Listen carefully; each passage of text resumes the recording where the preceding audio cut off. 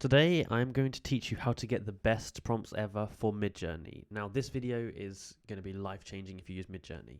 So regularly if you use it, you might type in things like a realistic photo of a chef cooking pasta, and it's going to create these images which are really good, they're great, but maybe they're not what you want, or maybe you want them to be more specific, maybe you want them to be more cartoon style, or it's just not what you want. So I'm going to teach you how to make it perfect every time.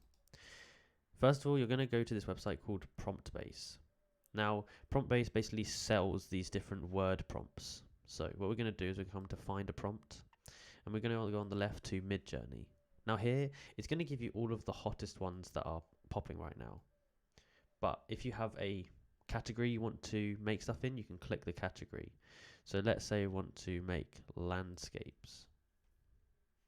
Here it's going to give you a load of different options for landscapes. Now, there's a few different things you can do with this information. If you wanted to just make this calm landscape type, then you can get this prompt. You have to buy it, it will cost $2.99, and it's going to basically give you a line of text which tells you how to generate something like this. You could buy that and just put this prompt straight in. Or what you could do is you could buy that and see the different keywords which they're using. So they might have certain keywords for different things. For example, if you like the art style of this, it might have a keyword for the art style. So then you can combine that keyword with this. So you could say a realistic photo of a chef cooking pasta in the style of, and then whatever they use here. So that's what you can do. It's really useful, and there's so many uses for this. If you're a web designer, you can put website design.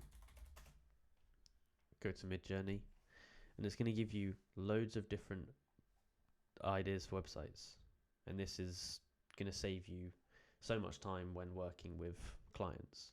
So if you found this video useful, then please like, subscribe, and comment down below that it worked. Thank you for watching.